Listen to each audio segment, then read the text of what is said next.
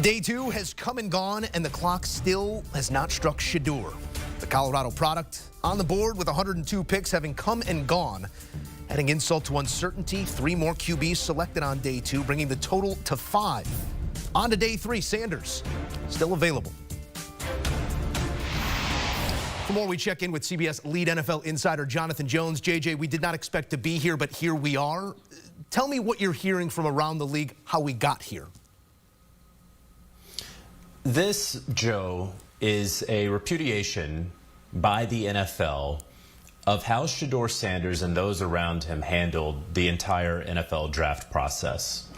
What you are not going to tell me, or really anyone who watches football, is that Shedeur Sanders is a worse quarterback than Dillon Gabriel, who was selected in the 3rd round of the NFL draft. Look, I didn't think that Shedeur Sanders was going to go in the 1st round of the NFL draft. I thought, and in talking with teams, they told me that he was a 2nd round quarterback. 2nd round comes around. I start calling around today. At the start of the draft, I learned he's probably not going to go in the top 10 of the 2nd round. Okay, that's fine. At some point in there, in talking with NFL evaluators, they believed that at some point in the 2nd round, he would eventually be selected in the 2nd round. Then the 3rd round comes. And as we know, of course, he's not selected at all on Friday night. And so when you look at this, you say that Shedeur Sanders, you see that Shedeur Sanders was clearly talented enough to be selected in the top 5 when it comes to quarterbacks, right? He was a top 5 quarterback in this year's class. Not a great class, not a class that had many 1st rounders, but he was one of the 5 best quarterbacks in this NFL draft. You're not going to convince me otherwise of that. But the difference here is how he and those around him handled the draft process. Let's go back even a year ago when his father, Deion Sanders, one of the greatest athletes of modern times, was saying, look, we might pull an Eli. Which, of course, he was referring to how Eli Manning ultimately didn't go to the San Diego Chargers and then engineered, along with his father, a way to go to the New York Giants 2 decades ago. And then his tune changed over the next year, right? But then what continued to happen? He would tweet after every Las Vegas Raiders loss, thank you, God. And it seemed like the Raiders were destined for the #1 overall selection. It seemed like he was trying to engineer his way to the #1 pick on a team that was co-owned by Tom Brady. And then the New York Giants, maybe they get the #1 pick, or they're going to be up top. And so he has the New York Giants colored cleats. And then we get to the combine, and no, he does not throw, which is not uncommon for top quarterbacks these days. But in some of those meetings, and we reported this at the NFL Scouting Combine in Indianapolis, at some of those meetings with certain teams that maybe Shedeur Sanders didn't really want to go to, didn't see himself going to for any number of reasons. Maybe they had a starting quarterback installed there. I was told that he more or less sandbagged in those interviews. I don't know if he didn't take them seriously, what it was, but he did not give it his all in some of those interviews. Rubbed some teams the wrong way. And so then you continue where it was a pro day that frankly was just sort of average. I'm not saying it was bad. It wasn't great. It was average. And so more and more continues. He gets his number, his jersey number retired. His father retires his jersey number at Colorado. That is something that's really just not seen in major college football, how quickly it was done, and considering the lack of accolades in his career.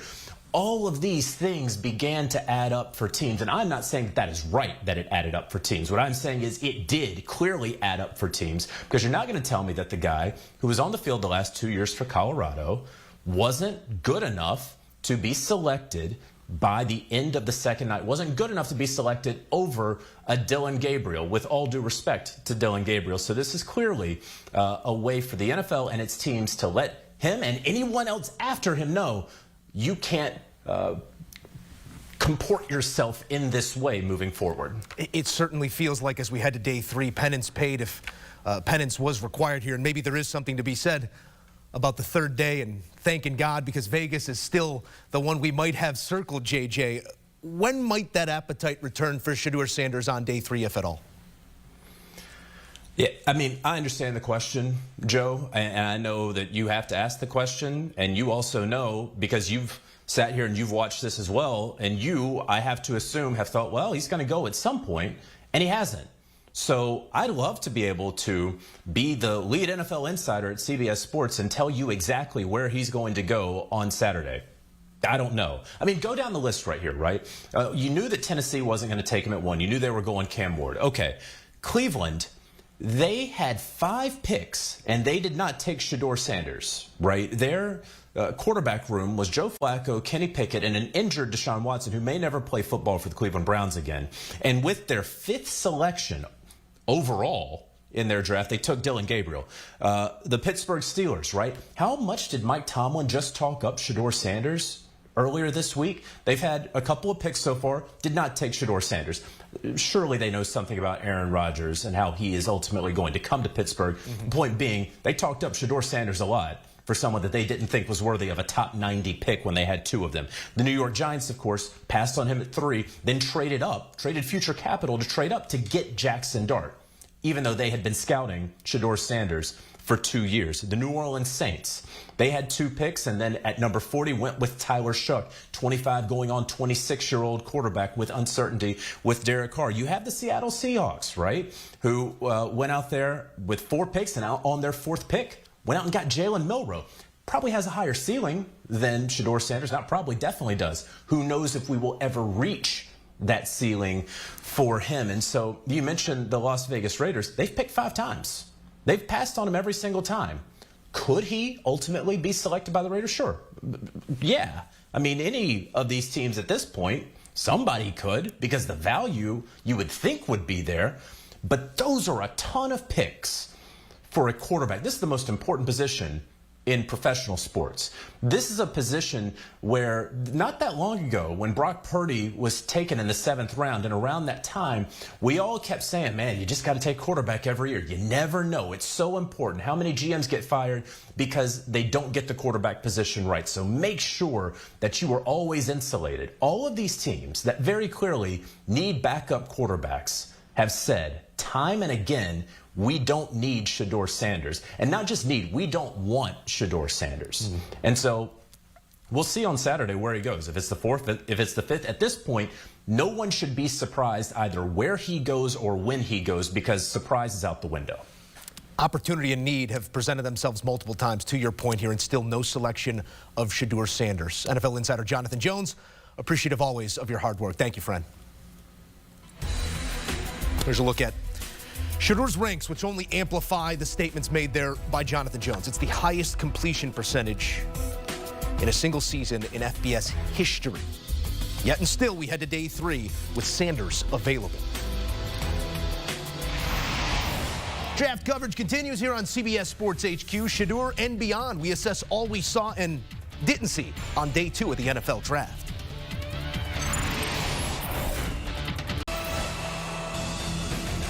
Day 2 of the NFL Draft in the can. It is, in fact, a quarterback's world, and at the center of some of those worlds, 3 more on day 2. Shuck, Milroe, and another, hearing their name called in Gabriel, the name we have not heard. Shedeur Sanders heading to day 3, having yet to be selected. Post-draft is presented by Geico. Switch and save. Get more with Geico. We say hello from our HQ studios. Rand Carthon, Ryan Wilson, Joe Musso, as we explore all that we saw and some of what we did not, starting right there with Shedeur Sanders. We hear names like Ward, Dart, Shuck, Milroe, and Gabriel all coming off the board. 5 quarterbacks, and just a couple months ago, what could have been 1-1 is still waiting on day 3. Rand, what does this tell you about the way the league is looking at Shedeur right now? I'll be frank and I'll be honest. You cannot convince me that Shedeur is the 6th best quarterback in this class. And I'm not arguing with you. And no one can convince me of that. I think there's a bigger conversation that needs to be had as to the why. Is it being held? We heard our own Jonathan Jones talk about the NIL era and who his father is, and I don't understand why we're holding that. If that's what's being held against him, why we're holding that against this kid. All right, let's just say he has a maturity issue. Let's just say he does. He has not done anything criminal and done anything that would put an organization in a bad light. So for me, I'm struggling with this right now because it does not make sense to me. And for one thing I want to say, and I went back and I'm looking at previous drafts, and there are quarterbacks that have gone in the first, in the second, in the third, that I do not think are better quarterbacks than Shedeur. Yeah. And there have also been players taken that have had criminal past and background issues, and yet they still come off the board and given a chance. I don't understand why this young man has to suffer because of what people perceive him to be. It's a great point, and it's extremely well said, Ryan. When you look at Shedeur Sanders and the way that you had him graded out into this class, it'd be one thing if we didn't see any more quarterbacks go here on day 2. We saw 3 more names come to pass. And when you look at them relative to the talent of Shedeur Sanders, what comes to mind right now? No, I think Rand touched on it and said it very well. Our Jonathan Jones also said it well. We heard Damian Harris talk about that during the pregame down in our Fort Lauderdale studios. And to Rand's larger point, and I think it's one worth reiterating, is that we see players every year either drafted or signed as free agents who have off-field issues and legit red flags and things that if you knew what the teams know about these players, you would maybe be picketing outside of the offices of these teams as to why they were bringing these players into the building. And as Rand noted, Shedeur doesn't have a criminal past. He's 23 years old. And when I was 23, and I would imagine when you guys were 23, we were probably doing things that adults might consider immature. And I understand that. And it's not necessarily the team's jobs to hire you. You do have to put your best foot forward. And I have an 18-year-old, and I'm sure that Coach Prime has had the same conversations with his sons. You have freedom of choice, but you don't have freedom of consequence. Things that happen in life also aren't fair. And this is an opportunity to learn and perhaps grow. And you can be angry about it, but I think you have to focus that energy and that anger towards something positive because, like life ain't fair. Things are not going to change just because you are angry at your perception of being treated unfairly. And it does feel unfair from the outside looking in. But hopefully this is an opportunity for perhaps Shedeur to take a look and say, okay, what can I do better? Even if in the moment I don't know if this is necessarily the just desserts that I should have coming my way. Whatever the cause is one thing, but the effect is that Shedeur Sanders is available on day 3 of the NFL draft in 2025 when the position of quarterback has never been more important in this sport or in sports in general. Someone's going to get a ton of value on day 3 with that talent coming to town. We'll see when that is, we'll see who that is, but this is also a celebration of dreams realized here across day 2 of the NFL draft. We're going to get into some other names, and let's start there at number 40 with the Saints selecting a quarterback in Tyler Shuck, one of the names that goes obviously before Shedeur Sanders, the first time since 1971 that New Orleans goes quarterback in the 1st or 2nd round. That is prime capital, Ryan Wilson, to go with a quarterback that might not be ready, and you need someone ready right now. What do you make of that pick? Not only might he not be ready, he's going to be 26 in the fall. So he's played literally 7 seasons in college football at 3 different stops. And changing schools is no big deal in today's NIL era. But the lack of starts under his belt, the injury history is a huge concern. He looks the part, 6'5", ran in the 4.6s. He has a big arm. He can make plays outside the pocket.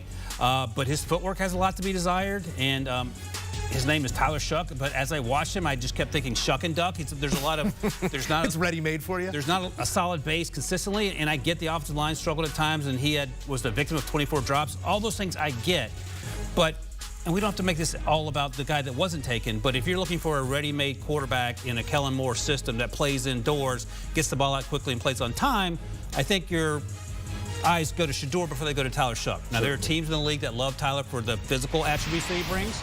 And there were very few teams I talked to that weren't high on Tyler Shuck, and I get all that. But I think sometimes we can overthink this, and no disrespect to Tyler Shuck, but I had him as more likely a day 3 guy than going top 40. All balls of clay right now need to be molded, need to be taken into a building and put into a system. How do you like the fit of player to system? I think it fits what Kellen wants to do. And like Ryan said, this guy has physical attributes and physical traits that you can develop and work with. But also like Ryan said, we're talking about a quarterback that's going to be 26 in the fall. And I believe he's a married young man. And so he has that level of maturity, and he can come in, and he's talented. He's talented, but he has the injury history. So he's going to still has to prove that he can stay healthy. And what we saw physically develop at Louisville is what's real and not a one-year knockoff. let's get off the quarterbacks here. It feels like the Raven-Simone moment where you look into the camera and the thing starts spinning, because that is so Raven, what they were able to do in getting Mike Green. Well done. This is a talent that you had graded far higher than this, and we have already alluded to off-the-field issues, the lack thereof for Shedeur Sanders. There were some allegations here for Green that caused him to drop down this board. When you look at what the Ravens got, it feels so quintessentially Raven to get this sort of value at this place in the draft, Ryan. Yeah, 6'3", 248-ish, 251 is about what he played at. And no player for me played with his hair on fire from snap 1 to snap 60 as an edge rusher than Mike Green. UVA transfer. My comp for him, in terms of the way he played hair on fire-wise, was Will Anderson, who we talked about as being the 3rd overall pick a few years ago for the Texans, and he's certainly panned out. You see the 17 sacks there, had 33 hurries. And they played Ohio State because they always talk about, well, the competition when you're not a Power 4 school. He looked every bit like he belonged against Ohio State. And I think this is, again, you talk about it, Odafe Oweh and David Ojabo both going into the final year of their deals, so they need guys off the edge with this sort of juice. Rand, rich defensive tradition doesn't even begin to tell the story of the Baltimore Ravens, the identity that they put forth. How does he fit into that identity? I'm glad you used the word rich, because the one note I took is that the rich get richer. I don't understand how Baltimore falls into these type of picks. It seems like every year, these guys who we covet and who we have ranked high on our big boards somehow always seem to make their way to Baltimore and that organization. And I think this is a prime fit. Like Ryan said, in my opinion, I thought this guy was the most skilled pass rusher, just in terms of being able to work his move and actually get home, which is why he led the country in sacks last year. So this is an awesome fit for that defense, and I'm pretty sure Zach Orr's fired up to have him. Speed to power. We'll see what he can do in that Ravens system, and you know they have a way of making good great, and we'll see if that is the case for Green. Defense there, offense elsewhere. The Bears wide receiver, not necessarily a place of need, guys, but another piece for Ben Johnson and Caleb Williams in that offense as they go with a player that slid down boards as well. Ryan, I mean, you know where I stand on the case here. What stands out to you about the strategy in Chicago through these 2 days? Well, they've been a defensive-minded organization for a few years with Matt Eberflus, and that switch has been flipped, and very quickly, by Ben Johnson. 2 centuries. Yeah, I was going to give you the benefit of the doubt, but fair enough. So Caleb Williams, you take him no matter what your philosophy is, offensive or defensive. And then you come back with Colston Loveland. Rand talked last night about the importance of Ben Johnson and those one running back, 2 tight end sets. So that makes sense. And then you get Luther Burden. You can never have enough weapons for your young quarterback. The offensive line appears to be where they want it to be. We had some conversations about maybe left tackle. Could be a selection there. Ozzie Trapillo, who's they circled back and got in round 2 as well. And then they did get that defensive guy they were looking for. But in terms of the offensive playmakers, this is an absolute A+ with those first 2 picks. A+, I'm not going to argue with you. Tell me something good here. What's Luther Burden going to bring to Chicago and to Caleb Williams specifically? He's going to fill that Amon-Ra St. Brown role. And because if you know and understand how Luther Burden plays the game, he was moved around a lot at Missouri and played mostly in the slot this past season. But he was a guy that was at his best when you got the ball in his hands quick and let him do his thing. And so in this offense, in Ben Johnson's mind, he's going to move him around to a bunch of different spots. He'll likely be the slot outside of DJ Moore and Rome Odunze. He'll start his career as the slot, but then they're going to be creative and move him around. And this is a great fit. And now you give Caleb a weapon that can stretch the field. And when Caleb works his magic and he's rolling and he's looking for that big play downfield, we're talking about a guy that ran a 4.41 that can get downfield and take the top off. When you say Amon-Ra St. Brown, I see a little like gun split back as well. You could put him in there, get him working out of the backfield. It's an interesting piece for Ben Johnson and for that Bears offense. We'll see what it looks like when they get on field. We've got plenty more coming here on CBS Sports HQ, just scratching the surface. And you know we go deeper on with the first pick. These guys right here, day in and day out, and these are big days. Ryan Wilson, tell the people what's coming. Day 2 recap. Last night, we didn't get home till 2:30 in the morning. That's how serious we are about this. It'll be another late night, but we're excited to talk about all the things that happened through pick 102, Joe. Game don't sleep. Neither do they. We're just getting started. Straight ahead, our draft experts handing out superlatives. Who hit the mark and where's there work to be done on day 3? Don't move. We're watching draft coverage on CBS Sports HQ.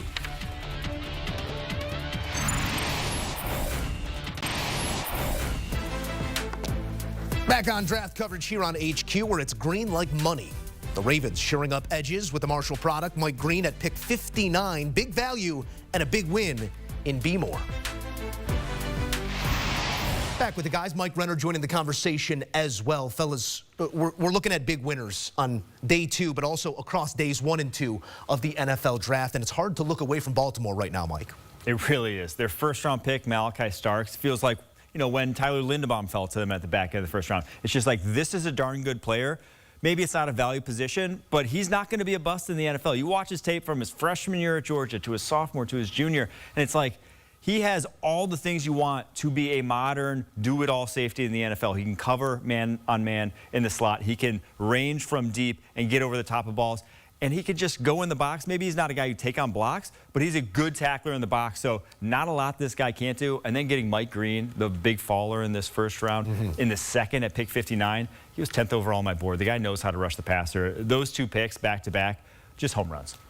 Yeah, I mean, it's just the Ravens doing Ravens things. You were talking about that last segment, Rand. And I mentioned Odafe Oweh, his contract's up in 25. David Ajabo, his contract's up. So this is a natural progression of what comes next, and it feels like the evolution of the edge rush position and what Mike Green was able to do at Marshall. And the other pick they got in the 3rd round, they finally went offense, Emory Jones Jr., the right tackle out of LSU, who probably kicks inside to guard. They have Daniel Faalele playing the right side at guard, and it feels like he could be a potential starter, if not right away, but maybe a month or 2 into the season. And that's the guy you're going to have for 4, 5, 6 years if he plays like you can expect him to play. Not quite a right tackle in the NFL, but I think a guard guy who can move inside and be incredibly effective. Rand, take me into the room, because luck is one thing, timing is another. How does preparation lead to those 2 things? I mean, it's key, right? So as you're sitting there in the draft room and you're monitoring your board, you also have a board that's in view of team needs. And so you're understanding where other teams may go and the players that may fall to you.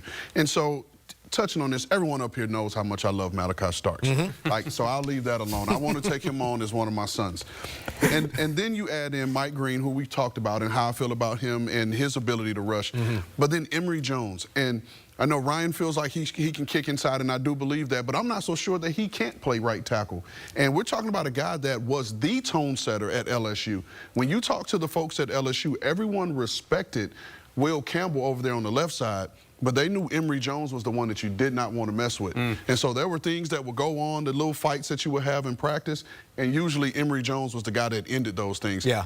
And does that not sound like a Baltimore Ravens? Certainly does. Good boards there in Baltimore. We'll leave it at that as we move our conversation on to another winner. And Ryan, I know you liked what Atlanta's done over these first 2 days, because we were trying to figure out who stepped in it, in the mud in day 1, and that trade, giving up first-round compensation next year, it made some people scratch heads, but it's also a very clear direction that Atlanta's trying to strike here. And they've tried for years to figure out the edge rush position, and you can certainly have a conversation about that first-round pick they had to give up in 2026 in order to come back into the first round to get James Pierce Jr.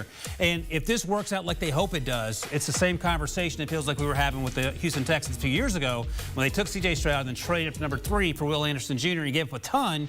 No one has since talked about it because it's worked out perfectly. And the other reason, and I know Mike had some concerns about that first-round pick, but now he's on board because they took your guy Xavier Watts in the 3rd round, and he could have gone 10, 20, even 30 picks higher. So now they got help in the secondary. They got 2 edge rushers that are going to be there and get after it from day 1. I think this is a great development, given Raheem Morris, him wanting to get after the quarterback. All I would tell you, and I'll keep it brief, all you have to do is go look at the smile Raheem Morris had after they took Xavier Watts. Raheem is a fiery guy, but that look that he had on his face was pure excitement because, like we said, he went and got the 2 pass rushes early, and then to get an Xavier Watts in the 3rd round. You talk about what they're trying to build down there in Atlanta, they're well on their way. He had 13 picks, Xavier Watts did the past 2 years. And he started his career at Notre Dame as a wide receiver. The guy did not play defense in high school. So for him to be this instinctive, this early on to the position, and now he goes next to Jesse Bates. Are you kidding me? Who's going to want to throw over the middle of the field against that defense? I like ball skills on the defensive side of the ball. Got to catch that pill when you have an opportunity to do so. He's certainly capable of doing that.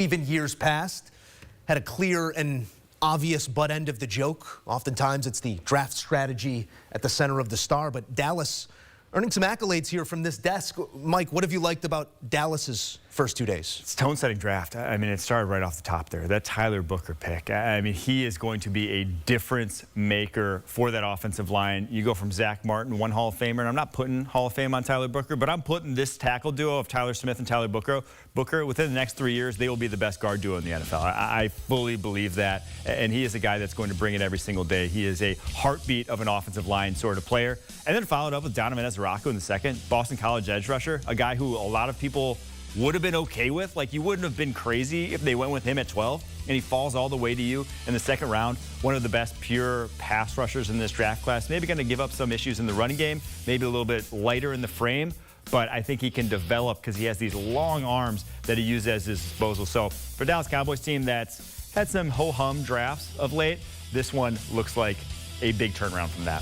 Yeah, I don't know what my 2026 mock draft is going to look like, but the person the Cowboys are taking. We will be asking you soon, just so you know. That's well, I can tell you this: tomorrow's homework. The Cowboys' first-round pick will be named Tyler. That far we that we know. Way. Yeah, and the other thing to keep in mind, and Tyler made this point in comments after he was drafted, that his job he felt like was to make the person across from him want to quit football, and that's the approach he takes. And I love that mindset. And there were some conversations about what his best scheme fit is. I think that makes sense in Dallas. I don't care about the 5-3-5 that he ran.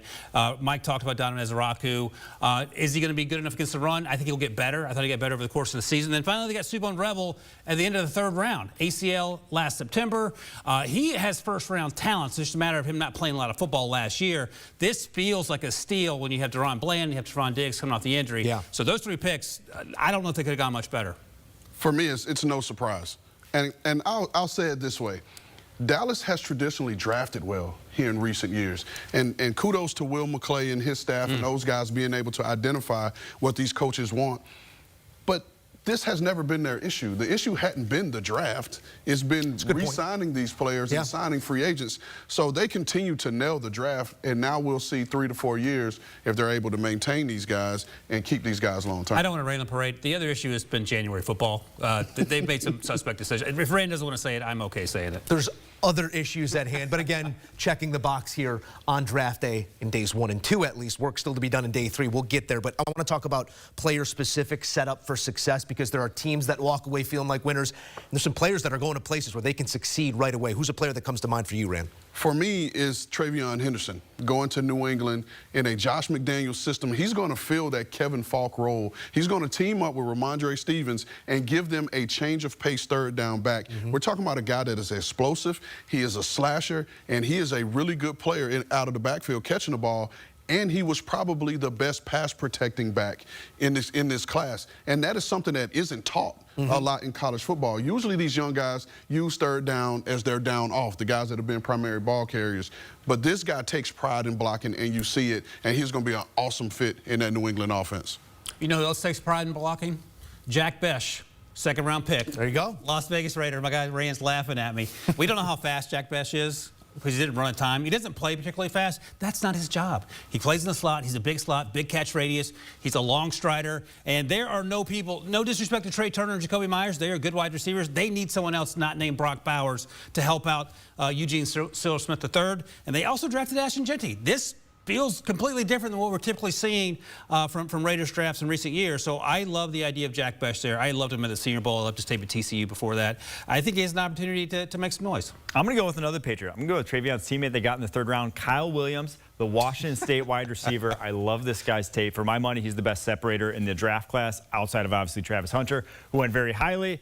But his ability to just make guys miss at the line of scrimmage, to shake guys at the top of his routes, I don't see a guy on this Patriots roster right now that's a better wide receiver. I think at this point in his career, Stephon Diggs is not that guy. Kyle Williams, I think, can be a high-end route runner, and he gets to learn from one of the best. I want to make a dollar bet with Mike. More production at the end of the year. My guy Jack Besh, your guy Kyle Williams. Wow. I'll go Kyle Williams. Okay, let's see. Strike it into the record. 100 pennies on the line, Musso.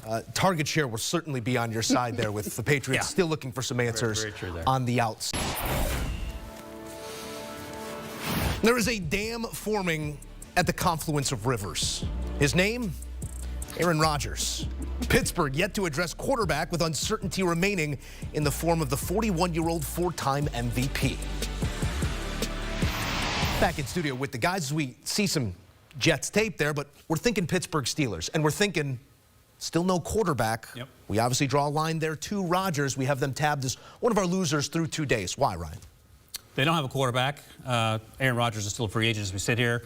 Mason Rudolph, no disrespect. Skylar Thompson, no disrespect. They took Derek Harmon in the first round, the defensive lineman. They made it clear after that pick that that's exactly what they needed to do in terms of bolstering that part of the defensive line room. Cam Hayward is in his mid-30s. You like Derek Harmon. I liked him, but I was concerned about some of the injuries that we heard some other teams talk about. Then in round 3, because they didn't have a second-round pick because of that DK Metcalf trade, they went with Caleb Johnson, the long, tall corner. He's not long. 6'2", 220, sort of zone scheme in Iowa, and that certainly translates to what Arthur Smith wants to do. But he ran a 4.57, and I felt like there were better options there, quarterback or otherwise. So I don't love this draft for the Pittsburgh Steelers. I don't know if they're measurably better today than they were 48 hours ago, and they still do not have a quarterback. Go ahead. And I'm sorry, and I feel the same way. I feel like not addressing this quarterback position, and I'm thinking about the future, right? We can go ahead and pencil in Aaron Rodgers as their quarterback because you have to give them credit. Pittsburgh knows what's going to happen at that quarterback position, which is why they haven't addressed it here. But again, we're looking at 2026 and your QB1 is not under contract and you don't know where you're going to fall in next year's draft to be able to address that position for the future. So you still have not secured your future at that position, which has been a long-term question since the retirement of Ben Roethlisberger. Yeah, they are putting a lot of eggs in one basket case, but it wasn't the draft to get the quarterback, right? It just was not. Unfortunately, at 21, they weren't going to go up and get the guy. So I like what they did with Derek Harmon. He feels like a Steelers defensive lineman. I get the injury concerns, but they need a transition plan from Cam Hayward because he can't play forever. He looks like he can. Yeah. The guy was still electric last year, but he can't play forever. The Caleb Johnson pick, though, I do question a little bit. I'm with you there, Ryan, because you're drafting a guy who's a scheme fit for Arthur Smith's offense. And yeah, that's who your OC is now. But given the track record of Steelers OCs, how long is that going to be your OC? Is he going to last the entire contract of Caleb Johnson here? Yeah. So to get him at 83 here when there was a lot of backs in this class, you could have waited. And I thought there were still a lot of good players on the board that could help the Steelers team. I agree. That pick I was a little on. Rand, let me ask you this. As a running back, when we say these guys are fits for zone or gap schemes, shouldn't you be able to transcend that, whether you're a third-round pick or a seventh-round pick? Does that really matter, or maybe it depends? No, it should. Any naturally good runner could fit in most schemes, right? But, and I won't say who, but there's a prominent back in our league that is playing in a system that's not comfortable for him. And he prefers another way. But to show you the brilliance of that offensive coordinator that's calling the play, he's adjusted and given him some runs that he's more comfortable in. But he still continues to be very productive in a way that you wouldn't even know who he was. And so the really good ones, they fit anywhere. But then you just have guys who are just limited in what they can do in certain schemes, and so they have to make them scheme specific. On the quarterback note, it is a league of haves and have-nots. If you have one, you have a chance. If you do not, you do not. And we don't have an answer yet on Aaron Rodgers. I also find it interesting what the discourse inside that room is like right now. I don't know if everybody's rowing on that river in the same direction with the short and long-term intentions at the quarterback position. Let's keep it moving here. We're going to put the Bengals under the microscope. And Rand, this was a big meal for this front office this whole offseason. You got to ink your wide receivers. You get that done. You have an edge who wants a deal. You have another defensive lineman that retires. And now you take to the draft and maybe you missed the mark in addressing some of those needs. Yeah, and so you start, and you understand that when you allocate all your resources in terms of money on offense, then you're going to have to go younger on the opposite side of the ball because you can't afford to pay everybody, which is where Trey Hendrickson is finding himself now. And so you go Shedeur Stewart yesterday, who is physically gifted, but that does not equal production, right? So there's a question mark there. And then you go with Demetrius Knight, who is potentially your Mike linebacker moving forward, but you still have Jermaine Pratt in that role, who's probably expected to be a free agent after the season. So how is he going to get on the field? And then you follow it up with Dylan Fairchild in the third, who will have a chance to break into that lineup. So you're really drafting 3 guys right now who are probably in a competition to start and not guys that are walking into clear-cut roles. Yeah, I do just think that this felt like we have these needs, we have to go fill them. We're going to kind of eschew the fact that there are other good players out there and just plug the top player on our board because those weren't value picks. Yeah. You know, where they got guys, there were other people that just objectively should have been higher on your board if you could go for any position in the NFL. And I look at this Bengals roster and, like, outside of wide receiver and quarterback, they really did have every position open to them, in my opinion. There aren't a lot of positions that are set on this roster, but it just seemed like they locked in on edge, linebacker, and guard. And that's why you get a guy like Dylan Fairchild, who I think can be good, but I don't think he's the immediate upgrade for you. He's only started for a year and a half for Georgia. I don't think he's day one plug and play. So for all those reasons, like, I don't think next year on this roster, any of these guys are making an impact, unfortunately. Yeah, Randy and I talked about this. I'll ask you this, Mike, because I'm curious what you think. It feels like Shedeur Stewart is a version of what they were hoping for in Miles Murphy, who didn't work out. And if it didn't work out, and I get, like, if you don't want James Pierce Jr. or Mike Green because of the red flags, even though historically Cincinnati has had some leeway there, fair enough, but it feels like it's a big ask for Shemar not to be Miles Murphy. Well, we talk about Shemar like he's this utter freak, and truly he is, but just go back and look at Miles Murphy's numbers. They are almost identical outside of the vertical that Shemar has him in, but, like, he ran in the 4.5s at about the same weight. Like, Miles Murphy was a freak. But that's the kind of cautionary tale, is that you watch him try to track down Lamar Jackson last year, and it was like a chicken with his head cut off. It was just child's play for Lamar outside the pocket. That's why Baltimore won both those games last year. So, yeah, I do worry about that. You're drafting the same player. Now, could he develop into a guy? Sure. That's what the edge position is in the NFL. It's the most athletically driven and physically driven position on a football field, but we just haven't seen it from him. How about those wideouts? Cincinnati going to score some points. We'll see if they show up for the first month of the season. That has also been a problem for Cincinnati. Going to set it back around the horn here for a big reach. A player that got their name called and you maybe had them graded around a day, a couple hours prior to when they would go. Yeah, Illinois' Pat Bryant, incredibly productive in college. He ran a 4.61 and he didn't play particularly fast. I think he's a possession receiver. I thought he plays well in terms of settling inside zones, and maybe that's what Sean Payton thinks he will do for Bo Nix. But I felt like in the third round was a little high. They have Devon Vele, who they drafted last year in the 7th round. Great production there. They have Cortland Sutton and obviously Marvin Mims, Evan Ingram. They have a ton of weapons. I just felt like with some of the other more athletic, faster wide receivers on the roster and available in the draft, if they had wanted to go that direction, that made a little bit more sense for me. But I will give Sean Payton the benefit of the doubt. It was just a surprise for me in the moment. Well, for me, and I'm glad we have this distance between Mike and I don't want him to reach across and get me, because I'm going to say his guy here, and that's quarterback Dylan Gabriel to the Browns in the bottom of 3. And, again, this is no knock to him, and they addressed the quarterback position. Fine. I have no issue with that. However, Dylan Gabriel is coming into Cleveland to be a backup. And so you're taking a backup in 3. Could you have gotten that in 4? Could you have gotten that in 5? And then been able to add other talented players to the roster that will fill a more immediate hole than drafting a backup quarterback? I'll see if I can get through my guy after that. But I'm going to go with... Do you think Dylan Gabriel has a chance to start next year? I think he will start. I think he will start for them. How soon? Maybe not week 1, but at some point. Okay. We can bet. We can have a bet. Another dollar bet? Dollar bet? I will go with TJ Sanders, though, the South Carolina defensive tackle, pick 41 to the Buffalo Bills. And not only pick 41, they traded up to go get him pick 41. I just worry about this because he, when watching his tape, is very much a 3-tech only type of guy. He is not a nose tackle. If you put him at the nose tackle, you're going to have problems. Ed Oliver is the same way. You have kind of redundancy there on the interior, and Ed Oliver ain't going anywhere anytime soon. So, yeah, that'll help you on third downs a little bit. But I didn't think you needed to trade up for him, and I thought with this roster there may have been other needs, and especially run defending needs on the interior, which is where they're probably weakest at this moment in time. He ain't helping that. The beauty in this game, they are all just future prognostications, and markets have a way of moving. We'll see what they all look like at the next level. We'll also see plenty of names called on day 3, and that's where we head next. Coming up, rosters get built and opportunity knocks. Our guys offering a few of their favorites with depth selections set for Saturday. More HQ coming after a quick timeout.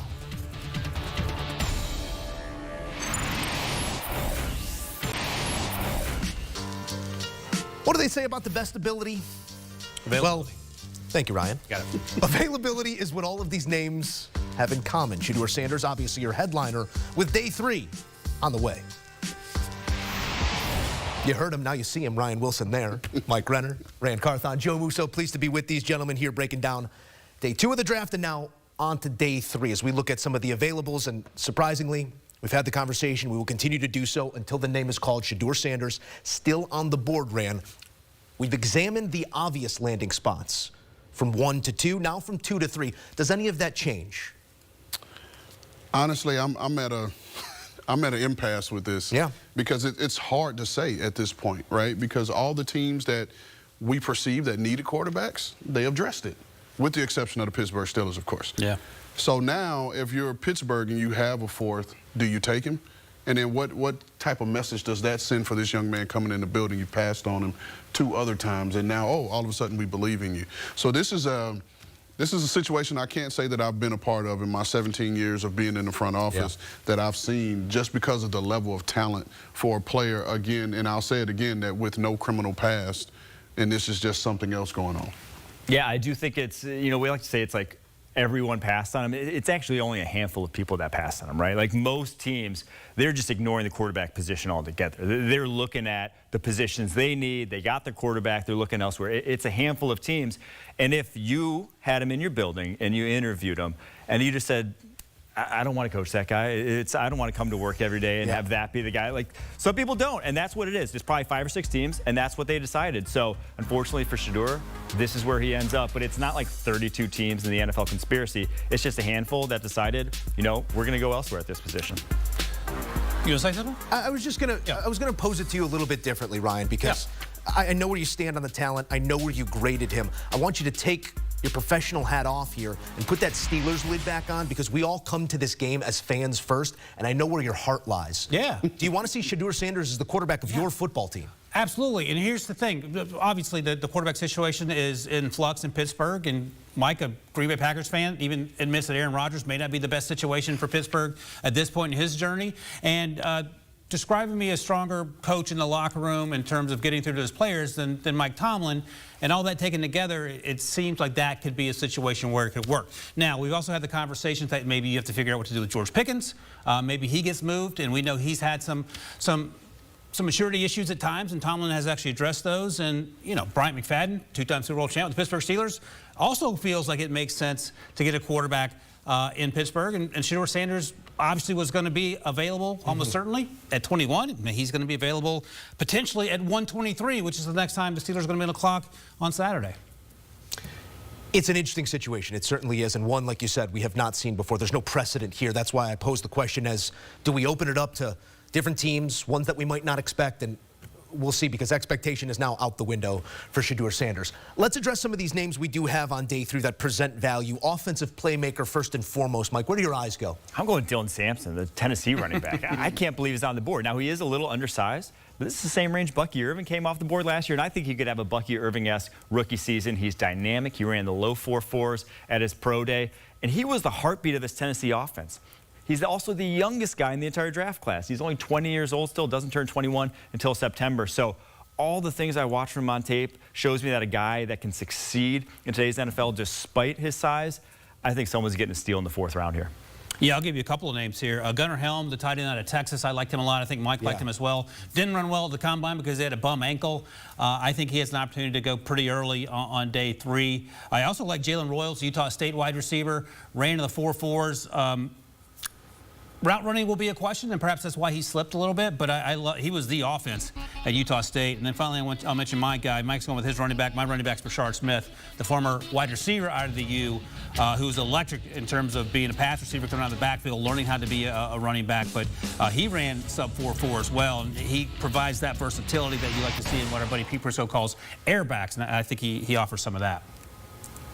And for me, I'm going to piggyback off of Ryan. Helm from Texas. Love him. Saw him live versus Vandy, and just getting next to him to body type him. He is a large human. And when you see him move, you don't expect a person that size could move and move as fluid as he does. And so he's a reliable pass catcher, and just hope that he can get healthy and get that ankle right and show people who he can be in this league. Because I do think he's a 3-down tight end. The beer truck with no brakes. That trip on the landing there. Let's get to the defensive side of the ball, and Rand, I'm coming right back to you here, because I want a bit of your philosophy too. When you got to day 3 in a draft, did you find yourself looking at one side of the ball or the other? Was it draft specific? Did you feel like maybe there were home runs on one side of the ball where there weren't on another? No, you just let your board speak to you. Let your board speak to you, and you almost want to take the grades off the board. at this point, right? Because none of that either matters on day 3. And day 3 is the day for your scouts and your assistant coaches. This is where they shine. This is where their work comes in. And this is where you let them lead. And you sit back and you kind of, again, let the board speak to you. And for me, the one defensive player that stands out to me, and this has been a guy I've kind of fell in love with at a certain level throughout the process, and we're talking about Captain Jack Sawyer out of Ohio State. You can build a case as to why you shouldn't because of the arm length, the testing numbers, but all I know is every year Jack got better, and then anytime it was a big game and the team needed a play, if JTT couldn't do it, Jack did it. And so, to me, this guy is going to be a really good football player. And I'll say it again, this guy feels AFC North to me. Yeah, he absolutely does. I could see him being a potential Pittsburgh Steeler, the way you describe it there. Saw a couple names on the graphic. Kyle Kennard. I'm sort of surprised he's still here, edge rusher from South Carolina. But the guy that we've talked a lot about, Deion Walker, 6'7", 330, had a not great at all 2024, in part because of a back injury. 2023. Coming out of that season last summer, he was a top 15 guy, and it just feels like if you see him here at the top of this best available defensive lineman board here, if he gets to the right place, and sometimes back injuries linger, but if he can get healthy, he can be dominant when he's locked in. Plays too high at times, but he's also 6'7", so you can sort of fix that with coaching as well. The two guys I'm looking at on day 3 are short, but don't call them small. CJ West was one. He's 6'1", but he's 316. He ran sub 5 seconds at the combine, and he single-handedly transformed Indiana's run defense after transferring from Kent State last year. And the other one, David Walker from Central Arkansas, 6 foot, 263. No one stopped him when he went to the Bull Rush at the Senior Bowl. No one stopped him on tape when he went to it at Central Arkansas. Obviously not as impressive, but that's a body type that you ask offensive tackles, what do they not like to block? It's that one, because there's no recourse when a guy gets underneath your pads. Fire hydrants. Yes. Here, I was rooting for a 5'11.5", couldn't get one. What are you going to do? We do turn our attention now to opportunity in day 3. Somebody is going to get, you mentioned a Bucky Irving. Somebody's going to get that player that makes a difference that maybe we didn't see coming, or to that extent. Giving you some numbers here, the Ravens with the most picks, 8. You have a group with 7 coming here on day 3 as well. The Bills, the Cowboys, the Chargers, the Dolphins, and the Niners. Big-time opportunity to exact change on rosters. Where do you see the greatest opportunity, Ryan? I'm going to keep the running it back again and again until things change. They have 4 picks, the Pittsburgh Steelers. Are they going to take a quarterback, and when are they going to take that quarterback? Pick 123 in the round 4, then they have a 5th, 6th, and 7th round pick. We've had conversations about Shedeur, obviously. Will Howard. They took him out to dinner prior to the Ohio State Pro Day. My guy, Kyle McCord, would he have an opportunity? They had interest in him as well. So we'll see with the next 4 picks if a quarterback happens to hear their name called, and then, of course, which quarterback it ends up being. I'm looking at the Buffalo Bills because they have 7 picks, but there's not 7 spots to fill in this roster. Like, after what they've done already, they don't have a lot of places where a guy can make an impact. So with 3 5th-rounders, I expect them to go and be aggressive here early on, go up, get a couple guys that they really like. That's about it for that roster because there's not a lot more space. I was initially going to go with Baltimore. And just because they have knocked this draft out of the park so far, and they have the most picks left with 8. So it's almost like you know that they're going to continue to do so. But listening to the list, it made me go back to my Rolodex, and I'm going with the 49ers. And here's why I'm going to go to the 49ers. I'm going to name off a couple names. George Kittle, Talanoa Hufanga, DJ Reed, DJ Jones, Jawan Jennings, Brock Purdy. 49ers got all those guys in day 3. And all those guys have become starters, some Pro Bowlers, some have gone other places and got paid. So this is where the 49ers have made their hay and made their money and built that program to what it is. So I'll roll with the Niners. John, you hear your guy? I got you, JL. Time to go in day 3. The Niners, we will keep an eye on them. Gentlemen, great work throughout the night here on CBS Sports HQ as we put a bow on day 2 of the draft. Here's a look at your top 10 in day 3. Like day 1, the Titans will find themselves on the clock. You see a couple Jags picks in those first 10. Keep it locked right here on CBS Sports HQ for all your draft needs.